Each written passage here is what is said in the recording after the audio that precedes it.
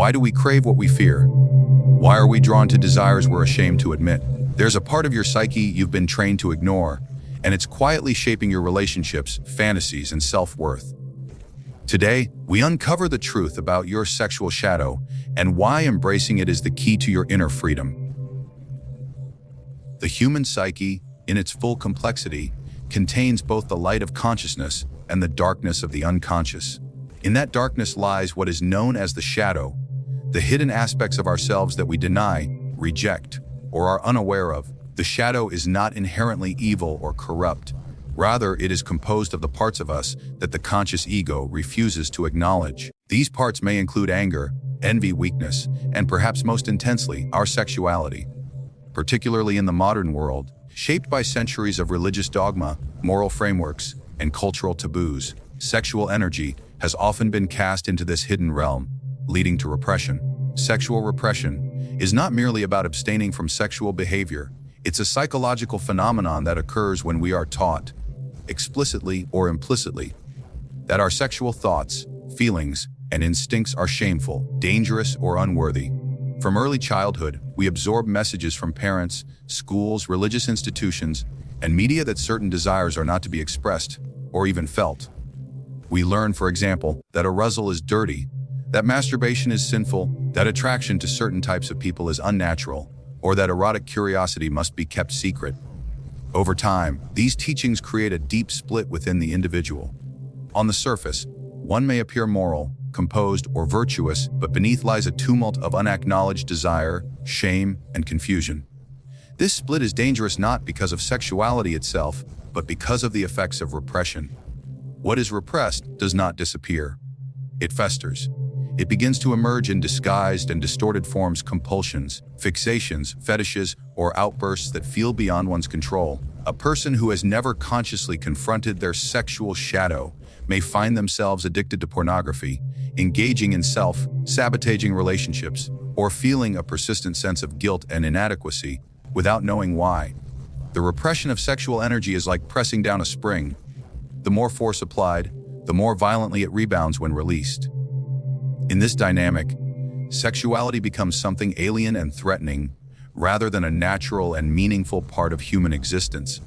The psyche begins to treat its own instincts as enemies, creating inner conflict and self-rejection. The individual becomes divided, a moral persona presented to the world, and a hidden inner life haunted by fantasies, cravings, or fears they cannot explain. This division fuels neurosis.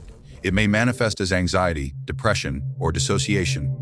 It can lead to a disconnection, not only from others, but from oneself. To fear one's own body, to distrust one's own longing.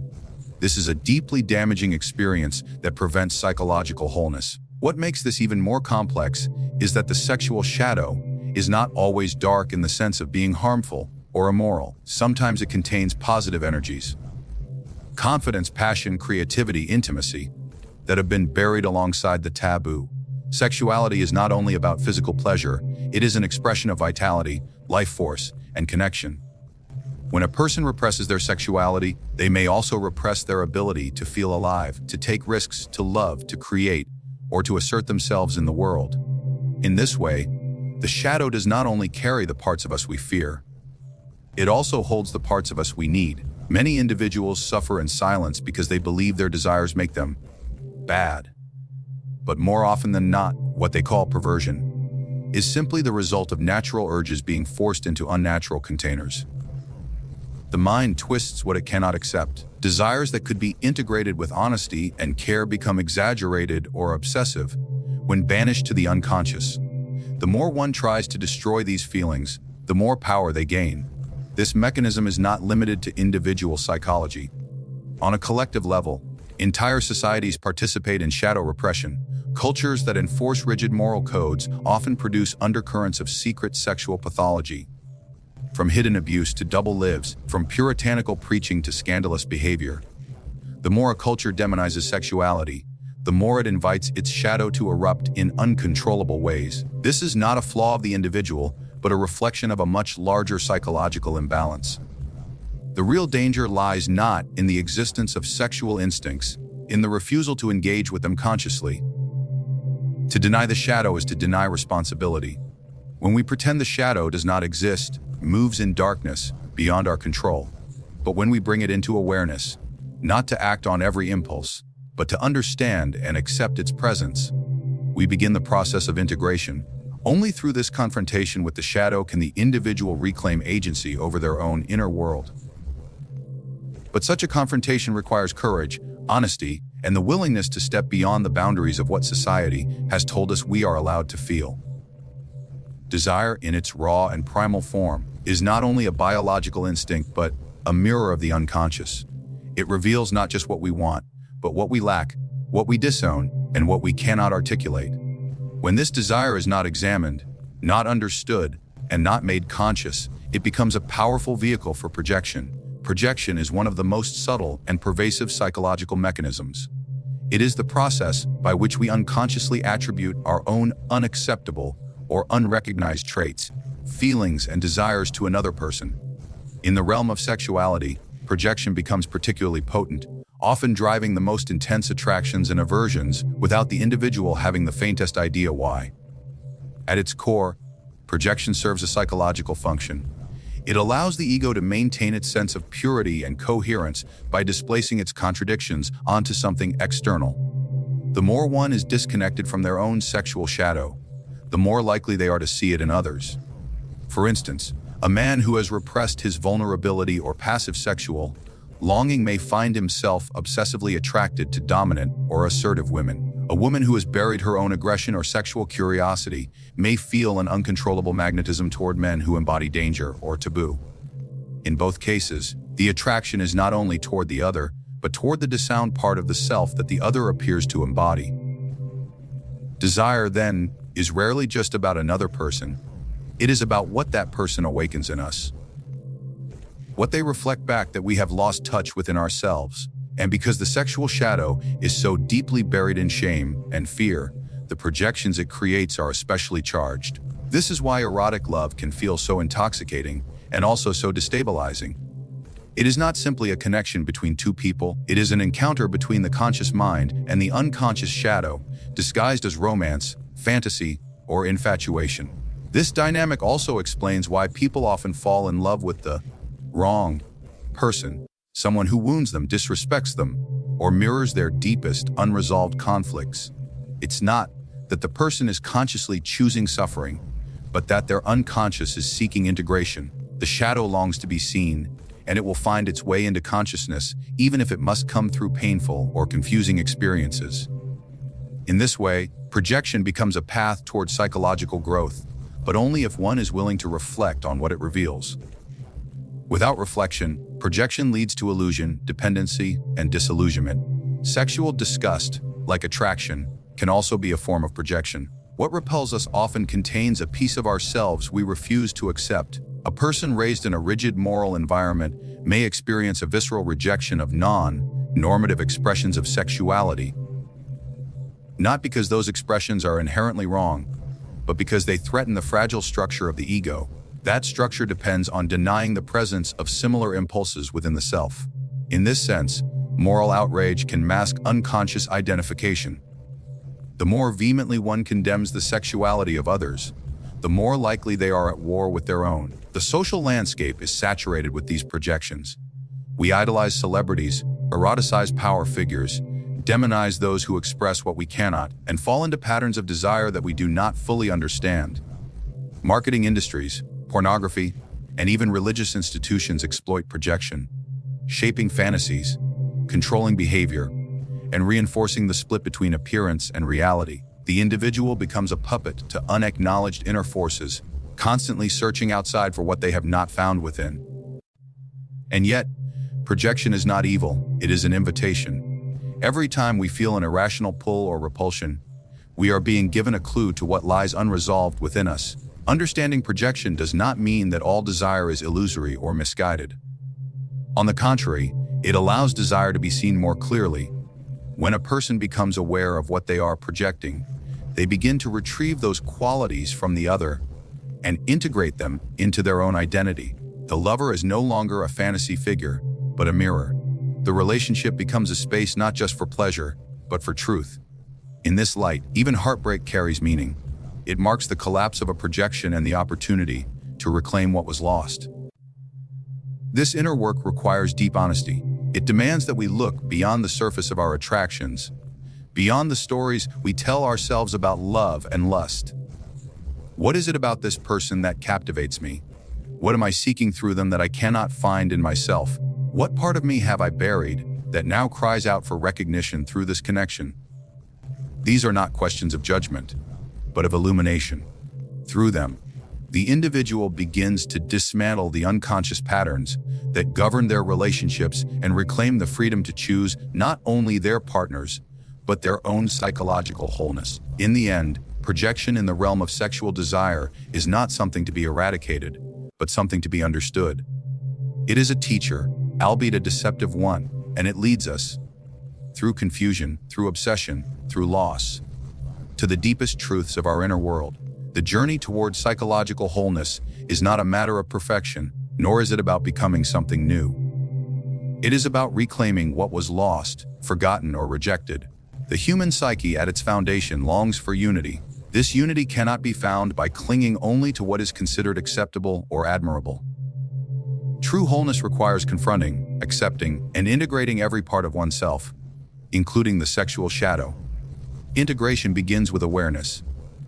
When a person becomes conscious of what lies in the shadow, it no longer operates autonomously in the dark. Sexual impulses that were once feared or denied are now seen clearly for what they are: expressions of energy, need, trauma, fantasy, or emotional hunger. This awareness does not mean indulging every desire or acting without discernment. Instead, it allows the individual to relate to these impulses without fear, disgust, or shame. The repressed sexual instinct, once regarded as a threat to moral identity, becomes a signal, an invitation to explore what has not yet been made conscious. Wholeness emerges not from suppression, but from integration. This process is not comfortable. It challenges the ego's sense of control and identity.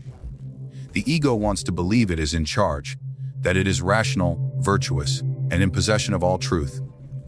The shadow disrupts this illusion. When a person begins to see their hidden desires and contradictions, they are often shaken. The image they had of themselves, perhaps as noble, pure, or above temptation, begins to crack. But this cracking is essential. Without it, the person remains divided, wearing a mask of virtue while secretly tormented by their hidden nature. As the process of integration deepens, the individual develops what might be called an inner honesty. They no longer flee from their instincts. They do not lie to themselves about what they feel or want. This does not make them reckless. It makes them real. In acknowledging their shadow, they become more human, more capable of empathy, and more in tune with their own complexity. They stop projecting their repressed desires onto others. They no longer need to condemn what they secretly long for. They begin to see people more clearly, not as symbols of their own disowned energies, as individuals in their own right.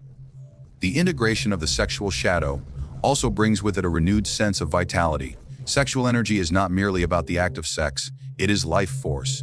It is the energy that fuels passion, creativity, connection, and drive. When this energy is repressed, it stagnates. The person may feel flat, uninspired, or chronically anxious. When that energy is accepted and consciously integrated, it transforms. It feeds the spirit rather than undermining it. The individual finds new motivation, a deeper sense of presence, and a richer relationship with themselves and others. This transformation requires discernment. Integration is not the same as indulgence. To integrate a desire is not necessarily to act on it. It is to understand it, to sit with it, to trace its roots and its meaning. Some desires arise from genuine needs for intimacy and connection. Others are born from past wounds, unmet emotional needs, or early conditioning. By bringing curiosity to these impulses instead of judgment, the individual learns how to relate to them with maturity. They are no longer driven blindly by their unconscious. They are able to choose, not from fear or repression, but from awareness and understanding. In the context of sexuality, this means that the person no longer seeks others to complete or rescue them. They are not bound to compulsive patterns, nor are they dominated by shame. They are able to engage in relationships with openness and depth. Because they are not hiding from themselves, they can express their desires honestly, set boundaries with clarity, and remain grounded in their sense of self. They do not split love and desire, as so many do. They do not place affection in one box and eroticism in another. They are whole, and therefore, capable of loving with their entire being. One of the most profound shifts that occurs through integration is the healing of the inner division between body and soul. In many spiritual or moral traditions, sexuality is treated as a lower function, something to transcend or avoid. But this dualism creates a fracture in the psyche. The body is seen as a source of sin, the mind as a source of virtue. Integration dissolves this split. It reveals that the body, too, carries wisdom. That erotic energy is not separate from spiritual energy, but a part of it. When the sexual shadow is acknowledged and held within the totality of the self, the person no longer sees their instincts as animalistic or impure. They are seen as part of the sacred rhythm of human life. This inner unity does not make a person flawless or immune to struggle, but it does make them whole. And in that wholeness, there is freedom. Not the shallow freedom of indulgence, but the deeper freedom of knowing who you are and being at peace with it. The psyche, when driven by moral idealism, does not ascend into virtue, it fractures. Moral idealism, as it is often taught and internalized, operates under the belief that the human being must strive toward purity, perfection, and untainted moral conduct. It assumes that the more a person can eliminate their base instincts, the closer they become to goodness or enlightenment. This perspective, however noble in appearance, is rooted in denial. It denies the full range of human experience and rejects the darker elements of the psyche that are not only natural, but necessary. In its attempt to construct an ideal self, moral idealism often produces a false self, a persona, that lives in conflict with the unconscious forces it attempts to suppress. At the heart of this conflict lies sexuality. Sexual desire is unruly, spontaneous, and often indifferent to social convention. It carries with it impulses that challenge the ego's sense of control. Moral idealism, especially when shaped by religious or cultural codes, often portrays sexuality as something that must be tamed, silenced, or purified. The ideal person under this framework is chaste, modest, and composed. But the cost of this idealization is psychological violence. The individual begins to associate their sexual feelings with sin, dirtiness, or weakness. What is entirely human becomes a source of internal exile. This exile gives birth to the shadow. When the psyche cannot tolerate a part of itself, banishes that part into the unconscious. There, it does not disappear. It grows in intensity, distorting itself into compulsions, fantasies, or obsessions. The individual who outwardly appears virtuous may inwardly struggle with urges that feel uncontrollable and shameful. The more intensely they pursue the ideal, the more deeply the rejected parts burrow into the shadow, where they ferment, and when these buried energies erupt, as they inevitably do, they do so with force, confusion, and often destructiveness. This is not a failure of character, but a result of the psyche's refusal to be fragmented. The unconscious does not accept the terms set by moral idealism. It does not comply with the ego's attempts to amputate instinct. What is repressed returns. The greater the denial, the more violent the return. And yet, the culture often misreads these eruptions. It sees them as personal moral failures, not as symptoms of a deeper psychological imbalance created by the very idealism it promotes. It punishes the shadow, while never questioning why it had to hide in the first place. Moral idealism also creates a hierarchy within the self. It places mind above body, reason above instinct, and restraint above expression. The person becomes divided, not only in how they live, but in how they perceive themselves. They learn to distrust their desires, to fear their own emotions, and to treat their inner world as a battleground between good and evil. The sexual self, in particular, is often reduced to something primitive or dangerous, something that must be overcome. But such a split is unsustainable. The soul does not function in halves. It demands integration. In relationships, moral idealism breeds dysfunction. When one sees themselves as a morally superior being, they may begin to see others as temptations, threats, or vessels for their unsound desires. Love becomes conditional. Intimacy becomes unsafe. Sexuality becomes a negotiation between guilt and longing, rather than a space of authenticity. One partner may carry the projected shadow of the other, becoming either the seducer or the redeemer, the saint or the sinner, but never a full human being. The relationship becomes a theater for the unresolved inner war between the ideal and the repressed. Even in solitude, this idealism can be corrosive. The person becomes their own judge, constantly evaluating whether their thoughts or fantasies are pure enough. This moral self-surveillance creates anxiety, self-loathing, and spiritual exhaustion. It blocks the path to psychological growth, which depends on encountering and integrating the shadow. True development does not arise from repression, but from contact with the full range of one's humanity: the instinctual, the emotional, the chaotic, the sensual. The paradox is that those most devoted to moral purity are often those most haunted by the very instincts they wish to escape. This is not because they are flawed, but because they are human. The mistake lies not in the presence of desire, in the belief that desire must be eradicated to be good. This belief fuels hypocrisy, self-deception, and suffering. It creates a culture in which people pretend to be what they are not, while secretly wrestling with everything they cannot admit. Moral idealism becomes most dangerous when it is unexamined. When it disguises itself as virtue but functions as denial, undermines the very wholeness it seeks. The path to true integrity is not upward, toward some lofty image of perfection, inward, into the depths where the shadow resides. It is there in the confrontation with the forbidden that the individual begins to reclaim what they have lost: their authenticity, their vitality, and their freedom to be fully human. The journey into the sexual shadow is not a descent into depravity, but a return to wholeness. What we repress, deny, or fear in ourselves does not disappear. It waits. It waits in dreams, in desire, in attraction, and in shame. It surfaces in projection, in patterns we don't understand, in the people we love and fear without knowing why.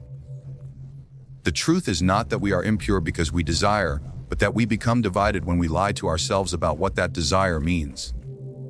To become whole is not to be flawless, but to become honest. It is to stand at the threshold of the unconscious, not as a judge, but as a witness. The shadow is not the enemy.